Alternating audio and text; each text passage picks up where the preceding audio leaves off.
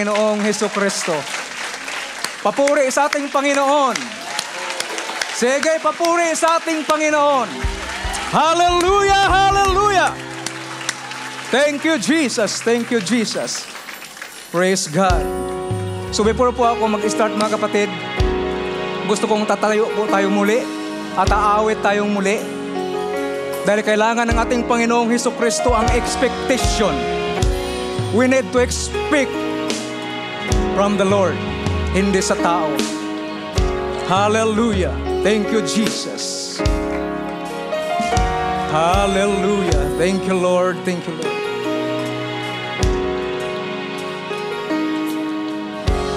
Yes, Lord Jesus. Thank you, God Almighty. Your people is here, O Lord Jesus Christ. Oh, yes.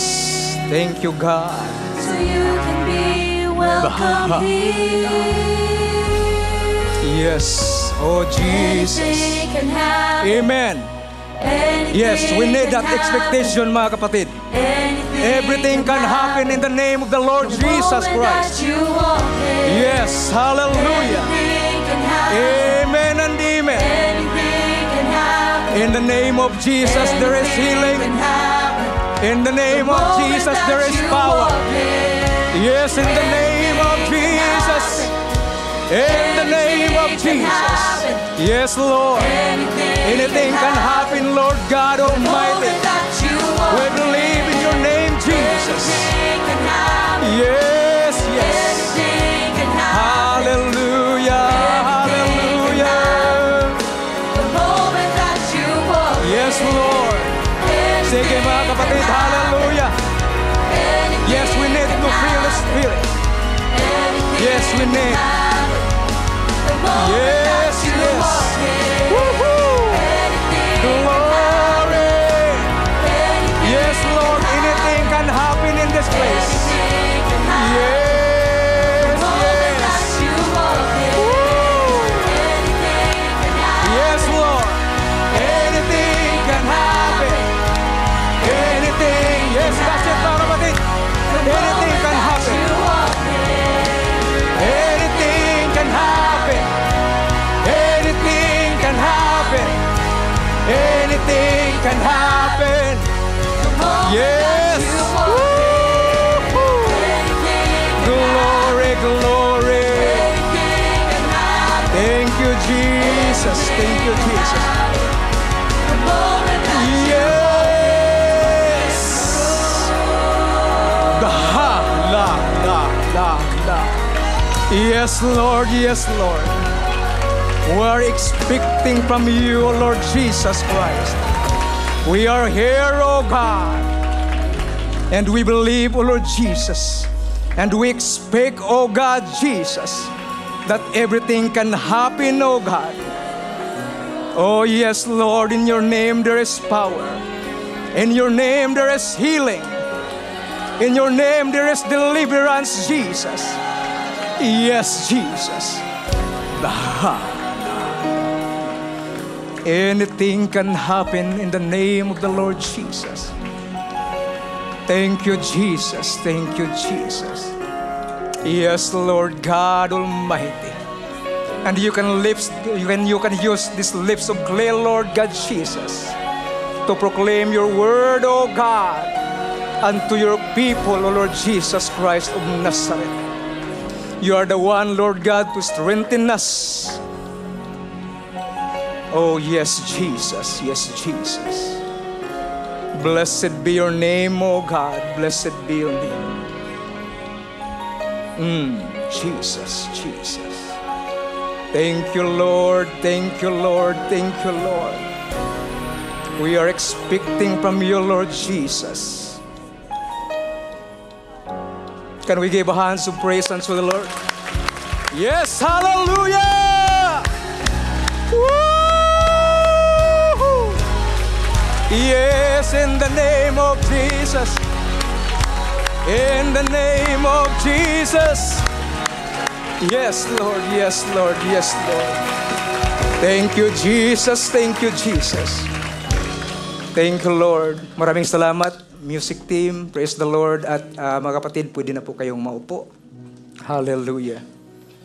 Salamat sa ating Panginoong Hesukristo at maraming salamat din po sa introduction, Sister Shuni. There is power, no? No, dahil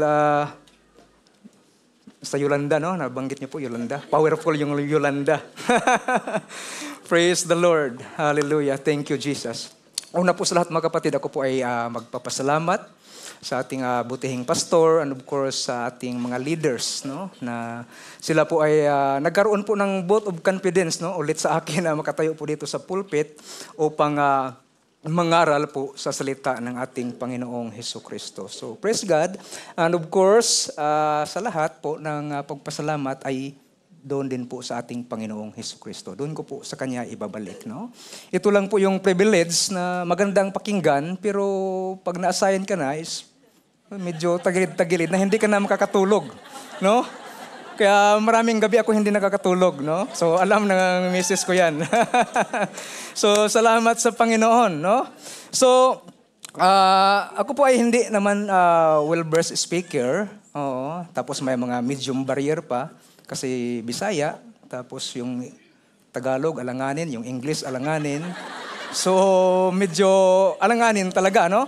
But, of course, dahil sa kabutihan ng Panginoon natin, dahil sa kanyang pananampalataya na ibinigay sa atin, is yes and amen, no? So, nandito po ako ngayon sa inyong harapan dahil sa ating Panginoong Hesukristo. No? Kaya, wag po kayong mag-expect sa akin kung ano po yung makuha, kundi expect from the Lord. No? So, praise God.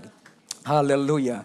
Because my speech and my preaching was not with enticing words, no, of man's wisdom, but in demonstration of the Spirit and of power, that your faith should not stand in the wisdom of men, but in the power of God. Yan po ang kailangan talaga natin, mga kapatid.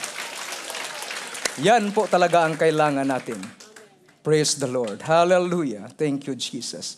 And of course, sa lahat, magandang hapon po. So, welcome po sa Joy Fellowship. Hallelujah. Praise the Lord. So, kayo po ay aking nanyahan ulit na tatayo para sa pagbasa po ng ating mga salita, mga kapatid. Sa salita ng ating Panginoon. Praise the Lord Jesus Christ. And if you have your own physical Bible, hindi yung cellphone, no? Kung cellphone man yung gagamitin nyo, dito na lang kayo tingin or magbasa. No, meron man tayong PowerPoint. But if you have your own physical Bible, so you can open it also. Praise the Lord, no?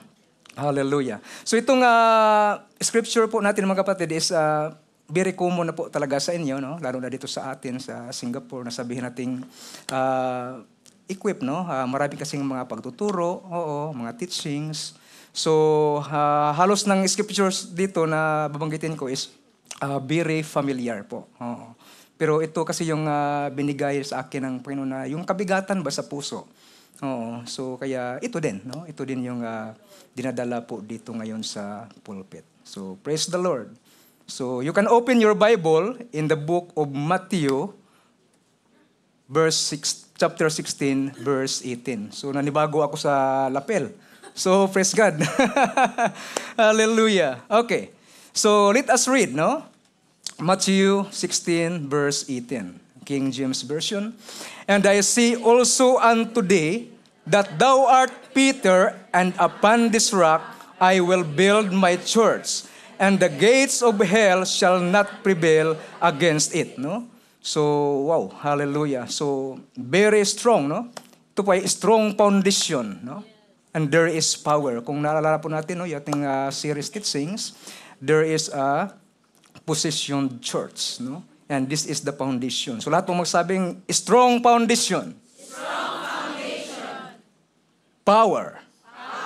Praise the Lord, no? And sa book of John, chapter 15, verse 16, ye have not chosen me, but I have chosen you and ordained you, that ye should go and bring forth fruit, that your fruit should remain, that whatsoever ye shall ask of the Father in my name, He may give it to you. No? So that ye should go and bring forth fruit. So there is a command and responsibility, mga kapatid. In 1 Corinthians chapter 4, verses 1 to 2, let a man so account of us as of the ministers of Christ and stewards of the mysteries of God. Moreover, it is required in stewards that a man be found faithful. No? So, praise the Lord. No? At ang atin pong pamagat po ngayon is positioned with purpose, then God is counting on you. Praise the Lord. Hallelujah. Sa Tagalog po is pinosisyon or nilagay na may layunin. At ang Diyos ay umaasa sa iyo, sa atin. No? Salamat sa Panginoon. And I request Sister Shunit to pray. Hallelujah for the word of the Lord. Yes, Jesus Christ of Nazareth. Hallelujah. Yes, Lord, for thy glory. Yes, Jesus. Yes, Jesus. It is your mercy, Panginoon, cause us to be more like you, Jesus. Yes, And thank you, Lord, Jesus. for the Spirit, Panginoon, transformation of God that works in every one of us today, God. Yes, Jesus. Mapagkita niyo yung banal na Espiritu Santo, Panginoon, Yes, God, Lord. Jesus. We claim, Panginoon, God, Lord, the demonstration of your Holy Spirit, oh God, Yes, in the Jesus. midst of us. In the name of Jesus, we thank you, in Jesus' name. Amen and amen. At palakpakan pong muli natin ang ating dakilang Diyos. Palakpak para sa Kanya, mga kapatid. Hallelujah! Because He deserves our praises. And He is worth it to be praised, mga kapatid. Hallelujah! Hallelujah! Thank you, Jesus. So, you can be seated all, mga kapatid. So, salamat sa ating dakilang Panginoong Hesukristo. Praise God. Positioned with purpose, then God is counting on you, on us. No? So, salamat sa Panginoon. Hallelujah. So, una sa lahat sa aming mga bisita, so welcome po sa Joy Fellowship. At I believe, no, na kayo po ay pinosisyon ng Panginoon. Dinala kayo ng Panginoon po dito sa Joy Fellowship dahil may purpose. At ang purpose po na yan sa aming mga bisita is that you hear the plan of salvation. And the Lord is counting on you, no, to respond, to receive the plan of salvation sa inyong mga buhay, no? Even right now, mga kapatid. Dahil yan po ang kalooban ng ating Panginoong Hesukristo. At sa lahat naman na tumatanggap na or naka-receive na ng plan of salvation, bautismo sa tubig sa pangalan ng Hesukristo natin, is congratulations po, no? Yun po yung palagi naming sinasabi doon sa baptism na yan po yung desisyon nyo na hindi nyo po talaga pagsisisihan, no? So, salamat. Kasi hindi ito pag-join po sa amin or nag-change kayo ng relihiyon, kundi ito po talaga yung pag-apply sa inyong buhay yung kaligtasan na ibibigay ng ating Panginoong Hesukristo. Hallelujah. So, praise God. Seryoso kayo, mga kapatid, ha? Hallelujah. Salamat sa ating Panginoong Hesukristo, mga kapatid. Hallelujah. So, ngayon, mga kapatid, daanan muna natin yung basic or foundational, no? If God positioned us with purpose, then we need to revisit the basic or the foundational. Because if we positioned by God, His expectation is for us to study, to show thyself approved unto God, a workman that needeth not to be ashamed, rightly dividing the word of truth, no? Sa 2 Timothy 2:15. But grow in grace and in the knowledge of our Lord and Savior Jesus Christ, that ye might walk worthy of the Lord unto all pleasing, being fruitful in every good work, and increasing in the knowledge of God. Hallelujah. Thank you, Jesus. So, yan po talaga ang kailangan po natin, no? If we go to mission, kaya pag nag-apply tayo sa mission trip, may approval yan ni Pastor Doji. Hindi pwedeng we go without this information na kailangan po natin. Because battleground, no? That is a mission. Praise God. At ngayon po is daanan din po natin yung mga responsibilidad natin, no? As a family, no? As a children. Oo, kasi kailangan po ito. Kasi we know that our family, sila po yung ating first ministry, no? So, I'm glad nandito din po yung pamilya ko. So, praise the Lord. Hallelujah. Thank you, Jesus. Okay. So, naalala ko yung kay Timothy, Brother Timothy, no, na siya po ay ni-raise ng kaniyang mama at ng kaniyang lula, no, si Sister Eunice at si Luis. Oo.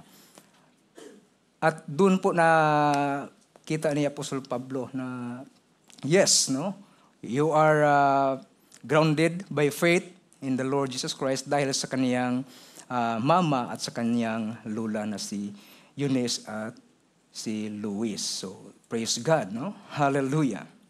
Even mga kapatid na ang kaniyang tatay is unbeliever, no? Kaya naisip ko, two is better than one, no? So, ganun po ang influensya nyo, o mga mama, mga auntie, or mga lula dyan, sa inyong mga anak at apo, no? So, salamat sa Panginoon. Praise God. Hallelujah. So, sa 2 Timothy, chapter 1, verse 5, when I call to remembrance the faith that is in thee, which dwelt first in thy grandmother Lois and thy mother Eunice, and I am persuaded that in thee also. Yan po yung sabi ni Apostol Pablo doon kay Timoteo. At ang sabihin ko sa parents natin ngayon, kasama ako, these words which I command this day shall be in thine heart, and thou shalt teach them diligently unto thy children, and shalt talk of them when thou sittest in thine house, and when thou walkest by the way, and when thou liest down, and when thou risest up. No? Kinukot din dito palagi kanina, no? At even sa ating awit, no, sa pagpupuri. Praise God. So we are reminded, no, of this very foundation. God is counting to us all, no, parents, lahat, to teach our children diligently, especially the Shema. Ano po yung Shema? That is, Hear, O Israel, the Lord our God is one Lord, and thou shalt love the Lord thy God with all thine heart, and with all thy soul, and with all thy might. Yan po yun ang palagi na ituturo sa ating mga anak. No? So praise God, that is the prayer. Hallelujah. Lalo na sa GF ngayon, na padami at padami na ang mga babies. No? So praise God. No? So that is blessings. Praise the Lord Jesus Christ of Nazareth. Hallelujah. So, talakayin po natin yung life ni Job kasi ang ganda, no? As I study his word, ang ganda yung story ni Job, no? Which is alam natin. And merong another point dito na makuha din po natin, mga kapatid. So, si Job po, alam natin, no? Na siya po ay tapat sa Panginoon. Mayroon siyang takot sa Panginoon. At doon natin makikita sa Job, chapter 1, verse 5, before siya binubost ng Panginoong Hesukristo natin, na sabi dito sa Job 1:5, but on the Job 1:5, and it was so when the days of their feasting were gone about, that Job sent and sanctified them, and rose up early in the morning, and offered burnt offerings, according to the number of them all. For Job said, it may be that my sons have sinned, and cursed God in their hearts. Thus did Job continually. No? So, ganun po si Job, no? As a father, as a parents, no? Na palaging nag-aalay para sa kaniyang mga anak. No? At sa atin na mga parents, I don't think so, pati ako, no? Ang daming mga sablay dyan, no? Na pag-born ng ating mga panalangin, i-offer natin dun sa Panginoon para sa ating mga anak. No? So, yan po yun, mga kapatid. No? So, after that verse, mga kapatid, na ganyan po ang ginagawa ni Job, is the Lord boosted Job. Sabi niya, and the Lord said unto Satan in verse 8, hast thou considered my servant Job, that there is none like him in the earth, a perfect and an upright man, one that feareth God and escheweth evil? So, inaano na siya, no? So, binubos siya. Kaya, inatake si Job ng kaaway at pinapahintulutan din naman ng ating Panginoong Hesukristo. And doon ko nakita, mga kapatid, as I read the word, at of course, ito po yung Bible reading natin, no? Itong Job, no? Bago lang. So, noong si Job ay kinuha na po ang lahat, ang kanyang mga ari-arian, ang kanyang mahal sa buhay, except his wife. So, doon ko nalaman na yung si Job pala is grabe yung kaniyang relasyon sa Panginoon. Oo. So, sa ginawa pa lang niya na continually, he did it, no? Nagkuhan siya ng offering para sa kanyang mga anak. At nung dumating na yung problema, mga disaster sa kanyang buhay, tapos doon sa chapter 26 ng Job, no? Doon ko nakita, mga kapatid, na ang knowledge ni Job about sa ating Panginoong Hesukristo ay napakalalim. Kasi doon natin nababasa sa Job na yung earth is hung upon nothing. So kung hindi alam ni Job na kung sino ba talaga ang Panginoon, ano ba talaga ang Panginoon, is pwede siyang mag-give up, no? Sa kanyang pananampalataya. But doon ko nakita na, wow, grabe.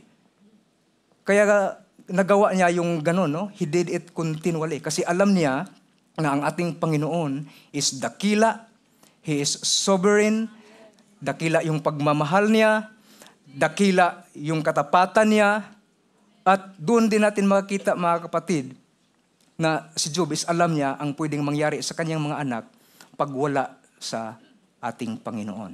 Oh. So, it's either heaven and hell yung patutunguhan, mga kapatid. So, yun, no? So, wow, salamat sa Panginoon, no? Sa kanyang mga salita na ating narinig, because we know that faith cometh by hearing and hearing by the word of God. Palakpakan po natin ang ating dakilang Panginoong Hesukristo. Yes, Lord. Thank you, Jesus. Thank you, Jesus. Hallelujah. Bilis pala ng oras, ano? Okay. Hallelujah. Thank you, Jesus. And of course, sa atin ding mga kabataan, no? So in Ephesians chapter 6 verses 1 to 2, children, obey your parents in the Lord. For this is right, honor thy father and mother, which is the first commandment with promise. So ano po yung promise na yun? Ang dami, no? Long life, it may be well with you.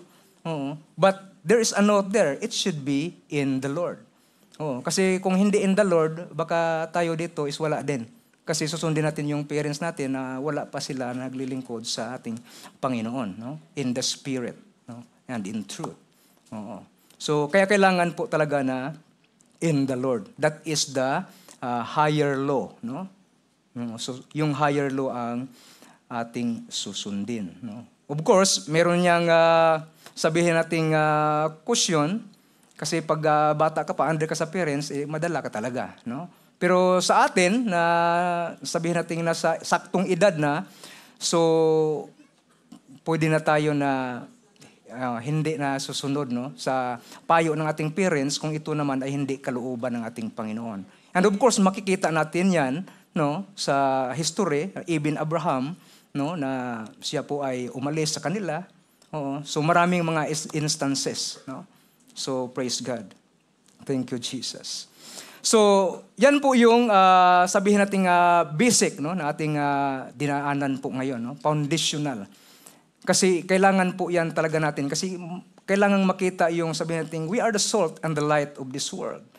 So sa ating buhay, una, we need to be equipped sa salita ng ating Panginoon at maipakita, no, makita yung liwanag sa ating buhay. And of course, it passed to our children, sa ating sa susunod na mga henerasyon, din doon din makikita din yan sa ibang mga tao. And even kami habang nag-aano kami sa aking mga anak, punta kami sa mall. So, manotice nila yung, ba't ang haba ng buhok, no? Kaya napakagandang oportunidad po yan sa akin mga kapatid habang magpunta ng mall. Oo. Kaya meron akong nahayuan din doon sa mall. Kasi nagtanong siya. So it's an opportunity for me, no? Na sabihin ko sa niya, this is the will of the Lord. At mayroong plano ang ating Panginoong Hesukristo para sa iyo, para sa kaligtasan. So on and so forth, no? So naging magandang talaga, no? Halimbawa, palakpakan natin ang ating Panginoong Hesukristo. Hallelujah. Thank you, Jesus. Kaya yung salita ng Panginoon na ating nalaman is we need to pursue, no, na may apply po sa ating buhay upang makita po ito. Hallelujah. Salamat sa ating Panginoon. Now, tapos na tayo sa basic, din punta tayo kunti sa medyo advanced, no? Our divine purpose and mission. So, sa story ni Esther, alam po natin yan, no? Hallelujah. Thank you, Jesus. So, there is a coming disaster plotted by Haman for the total destruction of all the Jews in Persia, no? Wherein si Esther po, siya ang queen po doon. Oh. Then she was informed by her servant Hatak after the commandment of his cousin Mordecai and gave her a copy of the writing of the decree, no? So sa verse 8 ng Esther, sabi dito, so nandyan sa no? Wala dyan sa PowerPoint. No.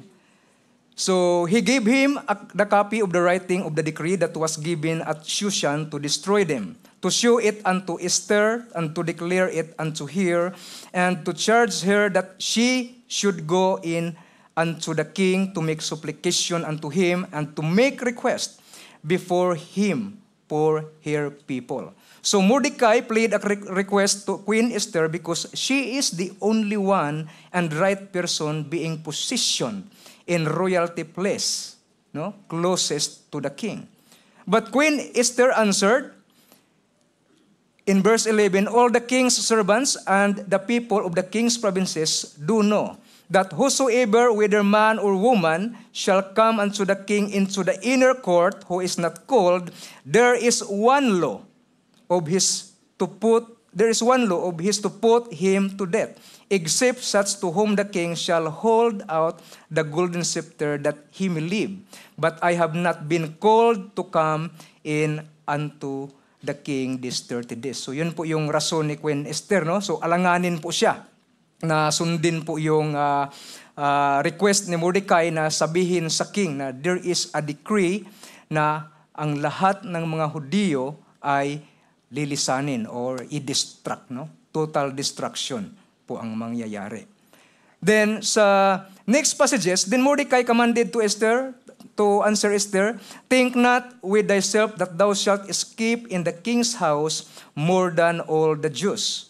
For if thou altogether holdest thy peace at this time, then shall their enlargement and deliverance arise to the Jews from another place, but thou and thy father's house shall be destroyed, and who knoweth whether thou art come to the kingdom for such a time as this. Then verse 15, then Esther bade them to return Mordecai this answer, go, gather together all the Jews that are present in Shushan, and fast ye for me, and neither eat nor drink 3 days, night or day. I also and my maidens will fast likewise, and so will I go in unto the king, which is not according to the law, and if I perish, I perish. No? So yan po yung sagot ni Queen Esther, no? Kasi stalemate na siya, no? Checkmate na si Queen Esther, wala siyang magawa. Kung hindi niya sundin, hindi siya susunod or makiayon sa request ni Mordecai, hindi siya exempted, hindi siya exemption. Oo. Kasi pag malaman na siya ay isang Jews din, patayin din siya. Oo. Kaya walang choice, kundi ito na lang, by chance, no? Kung paglapit ko sa hari, is i-grant niya or hindi niya ako patayin, then praise God. Kung patayin man ako, edi patay man din tayong lahat. Oo. Ako lang yung mauna, no? Sa sitwasyon ni Queen Esther. Oo. So napansin niyo yun mga kapatid? So praise God, no? So hallelujah. But after that mga kapatid na ginawa nila yun, no? At of course, yan po yun ang kalooban ng Panginoon na si Esther ay may mission during that time. So ang outcome po, to make the long story short, there was a great victory for all the Jews. No? So na-reverse, no? Yung sitwasyon. Palakpakan po natin ang ating Panginoong Hesukristo. Hallelujah! Thank you, Jesus. Thank you, Jesus. So sa atin din mga kapatid, no? May personal as part of testimony, which is parang ganon din na senaryo. Oo. Kasi sino ba yung may access sa ating closest, no, relatives or family, no, lalo na pag sarado kandado, no? May hirap. Kaya po nangyari po sa akin mga kapatid is ako talaga yung nagkuan sa aking parents, no, which is nabaptize yung mama ko during that time na nagkuan din ako ng pastor doon sa amin. Oo. So, nabaptize yung parents ko, yung nanay ko. Then, after that one, mga kapatid, is nag-start na po talaga sila ng Bible study, yung GPR. Ako pa yung nag-provide sa kuan. Pero hindi din nagtagal. Later on. Kasi wala ako doon. Oo. Wala ako doon. So, ganun din, no? So, sino ba yung aasahan? No? Oo. So, tayo yung first and foremost na kailangan. Oh. Gaya sa sitwasyon ni Moses, no? So si Moses is doon siya, no? Ina-adapt siya sa anak po ni Pero. Then, of course, si Moses is meron na siyang connection kay Paraon, no? Kaya nung si Moses ay tinawag ng Panginoon upang siya ay gamitin, no? For exit, para iligtas yung paglabas ng mga Israelites doon sa Egypt. So si Moses is nag-ayaw. Sabi niya, no, my Lord, I am not eloquent, no? I am slow of speech. Pero ba't pinupurso pa rin ng Panginoon na si Moses pa rin ay kasama or siya pa rin yung mag-lead sa mission na yan, despite na kinuha na si Aaron? Dahil si Moses ay meron siyang relasyon sa Pero or kilala siya. Kasi siya ay considered po as grandson ni Pero. Kasi kung ibang tao yung pupunta doon, hindi kilala, barilin ka agad. O saan ka punta? Spy ka. Oo. So yun po yung mangyayari mga kapatid. No? Hallelujah. So salamat sa ating Panginoong Hesukristo. Praise God. In Exodus 14:12, sabi dito, and Moses said unto the Lord, O my Lord, I am not eloquent, neither heretofore, nor since thou hast spoken unto thy servant, but I am slow of speech, and of a slow tongue. And the Lord said unto him, Who hath man made mouth? Who hath made man's mouth? Or who maketh the dumb, or deaf, or the seeing, or the blind? Have not I the Lord? Now therefore go, and I will be with thy mouth, and teach thee what thou shalt say. So, yun po yun. No? So, ang Panginoon talaga yung nagpupursu na si Moses is hindi ka pwedeng aayaw. Kasi ikaw lang yung key person na pwedeng lalapit doon kay Paraon. At of course, pinasama na si Aaron. No? Oo. Kasi ayaw talaga niya. No? Nakipag-ano talaga siya sa Panginoon na hindi talaga siya. Oo. So, praise God mga kapatid. Hallelujah. So ngayon po mga kapatid, hallelujah Jesus, position with purpose, then God is counting on us.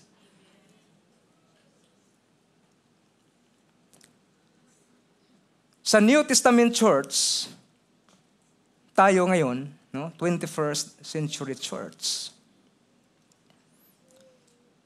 positioned, no, birthed at Jerusalem, given with power and authority for us to use for the advancement of the kingdom and to fulfill the Great Commission sa ating Panginoong Hesukristo.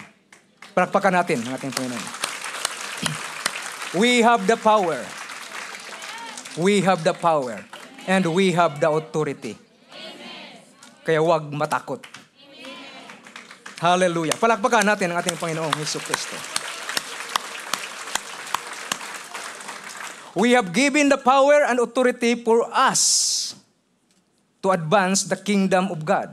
In Acts chapter 2 verses 1 to 4, And when the day of Pentecost was fully come, they were all with one accord in one place, and suddenly there came a sound from heaven as of a rushing mighty wind, and it filled all the house where they were sitting. And there appeared unto them cloven tongues like as of fire, and it sat upon each of them. And they were all filled with the Holy Ghost, and began to speak with other tongues as the Spirit gave them utterance. In Acts 1:8, but ye shall receive power after that the Holy Ghost is come upon you, and ye shall be witnesses unto me both in Jerusalem and in all Judea and in Samaria and unto the uttermost part of the earth. Praise God. After the first century church received that power, apply talaga agad ni Apostol Pedro. Apostol Pedro, agresibo eh. Agresibo talaga si Apostol Pedro. At basahin ko ngayon yung testimony ni Apostol Pedro, mga kapatid, no? In the book of Acts, chapter 3, verse 1 to 6. Now Peter and John went up together into the temple at the hour of prayer, being the 9th hour, and a certain man lame from his mother's womb was carried, whom they laid daily at the gate of the temple, which is called Beautiful, to ask alms of them that entered into the temple, who, seeing Peter and John about to go into the temple, asked an alms.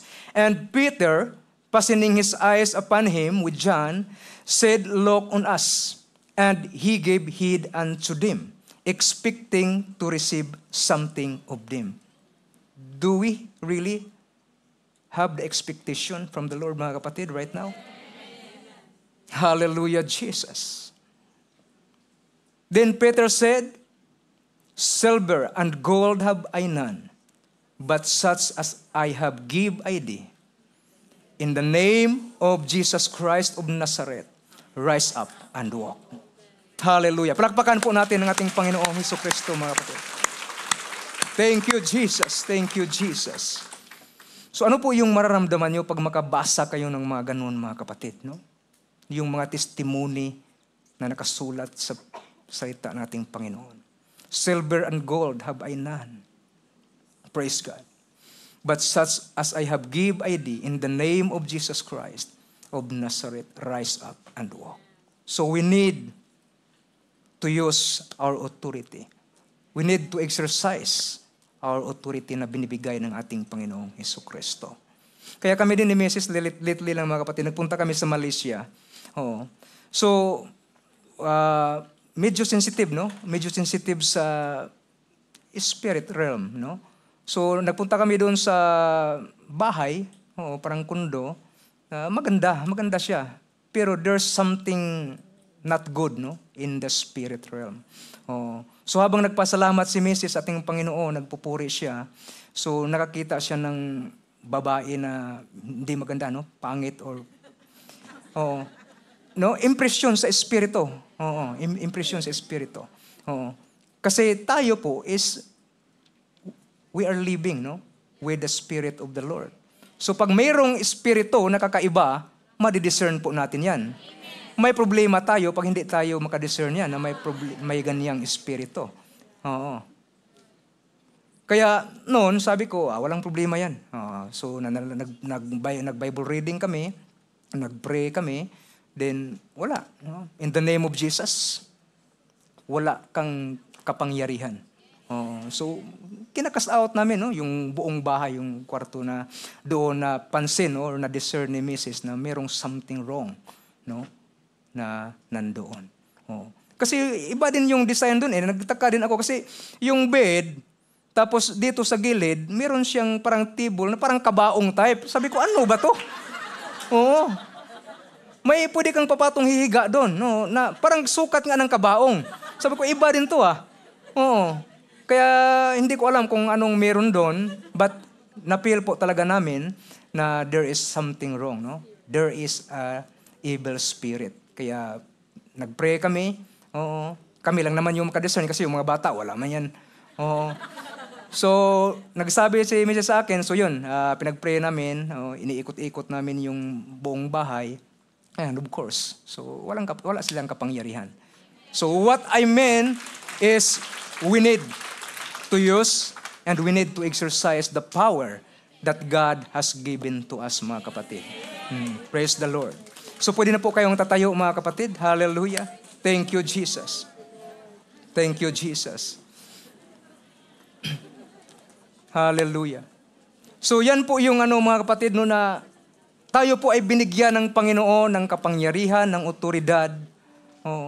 And we are positioned, no, as a church, the ecclesia, at tayo po yung gagamitin ng ating Panginoong Hesukristo para matupad, no, ang kaniyang kalooban in these last days, mga kapatid.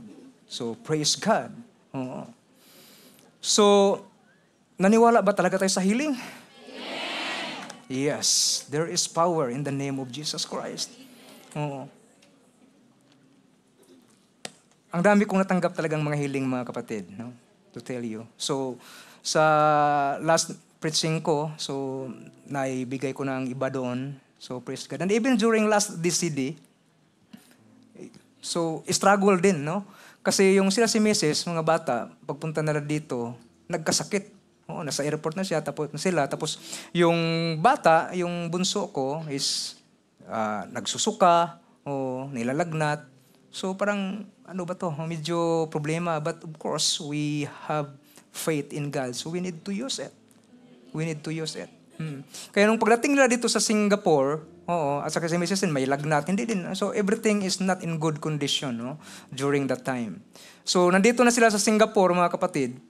So hindi makatulog yung So si Mrs. nag-give up na din, Papa, napakainit na ni Bibi. So ako na din yung tatabi sa bata. Almost 1 hour ako doon na nagalihans talaga sa aking bunso. At anong nangyari? Nawala yung lagnat, mga kapatid. Because there is power in the name of Jesus and there is healing in the name of Jesus Christ. Napakasimple po yan na bagay, no? Kayang-kayang pagalingin sa ating Panginoong Hesukristo. At ang sabi nga niya sa Mark 16, verse 17 to 19, "And these signs shall follow them that believe in my name. Shall they cast out devils, they shall speak with new tongues, they shall take up serpents, and if they drink any deadly thing, it shall not hurt them. They shall lay hands on the sick, and they shall recover." Kaya yun po talaga ang ginagawa ko, mga kapatid. Kahit hindi man gagaling, hindi talaga ako hihinto. Kasi ang Panginoon man talaga ang nagbibigay ng kagalingan. Ang sa atin lang is patuloy na gagawin at patuloy na magtiwala at mananampalataya, then let it God to do it. Praise the Lord. Thank you, Jesus. Hallelujah. Are we all empowered, mga kapatid, sa salita ng Panginoon? Because faith cometh by hearing, and hearing by the word of God. And His word, no, is live and active. So salamat sa ating Panginoong Hesukristo. Thank you, Jesus. Maraming salamat, Lord, sa iyong kabutihan, O Diyos Almighty. Sa iyong kapangyarihan, Lord God, na kumikilos sa aming mga buhay. And we need it more, Lord Jesus. We need more of you, Lord God, Jesus. Oh, hallelujah.